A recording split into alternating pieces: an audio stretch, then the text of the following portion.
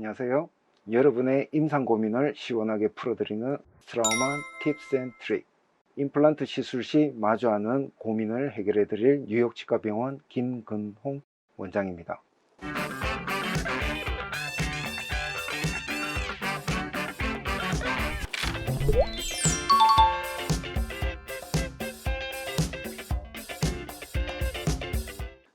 트라우마 티슈 레벨 임플란트가 어떤 면에서 우수하고 어떤 점에서 임상적으로 그렇게 오랫동안 성공되어 왔는지 질문이 많으신데요. 트라우마 티슈 레벨 임플란트를 이해하기 위해서는 바이올로직 위드스 컨셉에 대해서 먼저 아셔야 될 것 같습니다. 바이올로직 위드스는 임상적으로 신미성과 청소성, 그리고 임플란트의 성공에 많은 영향을 미칩니다. 특히 요즘은 임플란트 페일보다는 페리 임플란타이티스의 발병률에 많은 관심이 많은데요. 바이올로직 위드스 포메이션에 대해서 보다 더 깊은 이해가 필요합니다. 이 사진은 치주학의 바이블로 여겨지는 린데의 6판 책 표지 그림입니다. 왜 그들은 이 사진을 표지 그림에 실었을까요? 바이올로직 위드스의 히스톨로지를 보여주기 위함입니다. 바이올로직 위드스를 만들어지는 가장 근본적인 원인은요, 외부의 자극에 의해서 우리의 뼈를 보호하는 내골격 동물계에서 가지는 보호 기능입니다. 프로텍션 메커니즘이죠. 가장 자극 원은 어디냐 하면 어버트먼트와 임플란트의 경계면에서 세균들이 펌핑이 되고 있다는 뜻입니다. 그럼으로써 포켓이 만들어지고요, 뼈는 거기에서 후퇴를 해서 상피와 결합 조직을 앞세워서 뼈를 보호하고 있는 것이죠.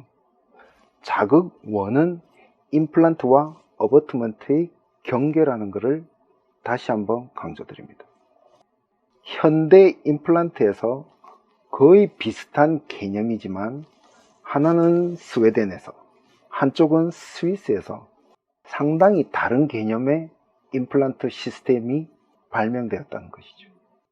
브레네막은 정형외과 의사라는 것을 아실 겁니다. 그들은 바이올로직 위드스 포메이션에 대해서 중요하게 그렇게 생각할 이유가 없습니다. 그러나 앙드레 슈레드는 치주학자입니다. 치아 주위에서 뼈를 보호하는 메커니즘인 바이올로직 위드스에 대해서 처음부터 설계를 하고 만들어진 임플란트를 개발했죠. 사진을 보시면 상피가 어디 붙을 것인지, 결합 조직이 어디 붙을 것인지, 뼈가 어디에 붙어야 될지, 포켓 뎁스는 어떻게 관리되어야 될지에 대해서 처음부터 설계가 되어진 임플란트와 정형외과적으로 만들어진 임플란트는 구강 내에서 다른 결과를 보여왔습니다. 스트라우만 임플란트의 특별한 점은요, 상부 코티칼 본 지역에 스레드를 만들지 않는다는 것입니다. 대부분의 프라이머리 스테빌리티는 트라베큘라 본, 바텀에서 만들어내고요, 코티칼 본에는 절대 뼈의 스트레인을 만들지 않음으로써 임플란트 컴프레션 네크로시스의 발병률이 낮다는 것이죠. 이것이 스트라우만 임플란트와 그 외 제품의 차이점입니다. 다음은 임플란트 주위의 바이올로직 위드스 포메이션에 대해서 간단히 요약 정리를 했습니다. 맨 처음 보여드렸던 린데이 표지책에 보시다시피 임플란트는 뼈에 붙어서 움직이지 않지만 우리가 어버트먼트가 움직이고 있다는 이 사실에 대해서 많이 간과해 왔습니다. 로딩이 가해질수록, 저작압이 가해질수록 어버트먼트는 움직임이 있다는 것이고요, 그 틈으로 박테리알 펌핑이 일어난다는 것이죠. 그것으로서 뼈를 보호하는 메커니즘이 일어나고 있다는 것을 이해하셔야 됩니다. 그러면 뼈를 보호하기 위해서 제일 먼저 무엇을 할까? 안전거리를 두는 것이 좋을까? 커넥션을 강하게 하는 것이 좋을까? 여러분은 자동차에 브레이크가 성능이 좋은 자동차를 원하십니까?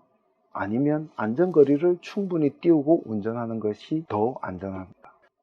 스트라우만 티슈 레벨은 바이올로직 위드스 포메이션에 대응하기 위하여 안전거리를 두는 것이죠.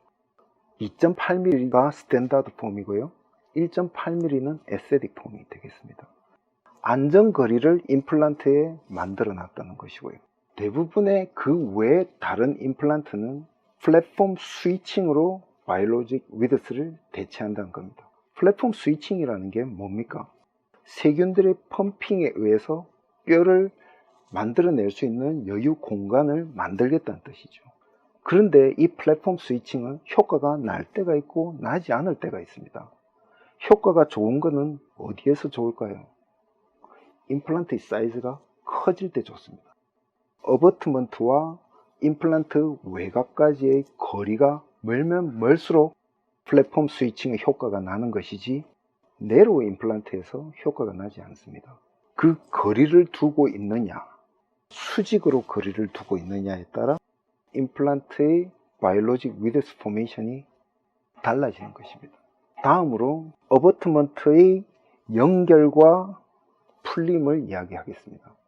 우리가 임플란트를 보철까지 하기 위하여 커버 스크류, 힐링 어버트먼트, 임프레션 커핑, 그리고 바이트를 보기 위해서 여러 번 어버트먼트나 크라운을 끼웠다 뺐다 하지 않습니까? 이 과정이 뼈에 대한 자극으로 작동된다는 것이죠. 4번에서 5번이면 뼈는 녹는다는 것이 많은 연구에 의해서 밝혀졌습니다. 그리고 임플란트의 바이올로직 위드스 포메이션에 많은 영향을 미치는 것은 커넥션의 단단함이죠. 대표적으로 익스터널 커넥션과 인터널 커넥션의 다름, 스퀘어 폼과 코니컬 폼의 다름, 모스 테이퍼 커넥션 들어보셨죠? 그만큼 테이퍼 형태를 주면 실링 효과가 좋고 접촉면이 넓으면 넓을수록 세균의 펌핑은 줄어듭니다. 그렇기에 커넥션 타입에 따라 바이올로직 위드스 포메이션은 달라지는 것이죠. 그런데 만일 스크류 루스닝은 임상에서 일어나는 현상입니다.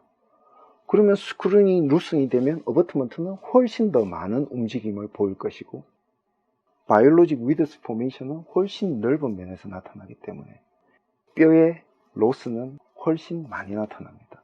그것을 안전거리로 대응할 것이냐, 플랫폼 스위칭으로 대응할 것이냐가 차이를 나타냅니다.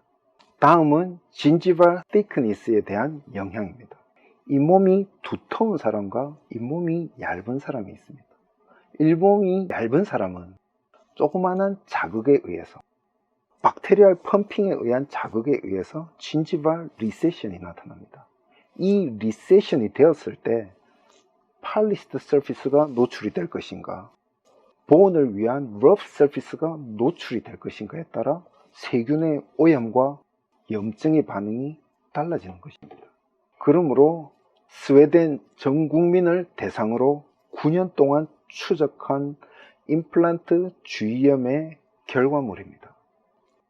티슈 레벨에서의 본의 로스가 타 임플란트의 본 로스보다 월등히 적은 것을 확인할 수 있습니다.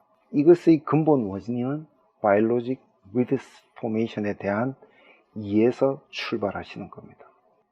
브레네막은 소프트 티슈 실이라는 개념으로 이야기를 하시고요. 슈레더는 상피가 어디에 붙을 것인지, 결합 조직과 뼈가 어디에 붙어야 되는지, 포켓을 어떻게 관리를 해서 세균들의 조성이 어떻게 달라질 것인지 모든 연구 결과를 임플란트 설계에 포함시켰습니다.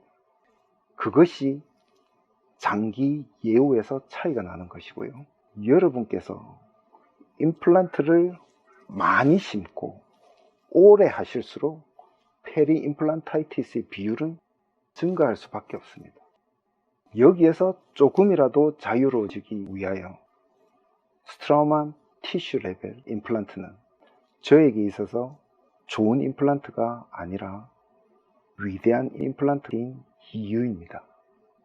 지금까지 스트라우만 티슈 레벨의 위대함과 임상 적용에 대해서 알아봤습니다. 다음 편에는 스트라우만 티슈 레벨과 본 레벨의 임상적 장단점에 대해서 알아보도록 하겠습니다. 스트라우만 팁스 앤 트릭 이만 마치겠습니다. 감사합니다.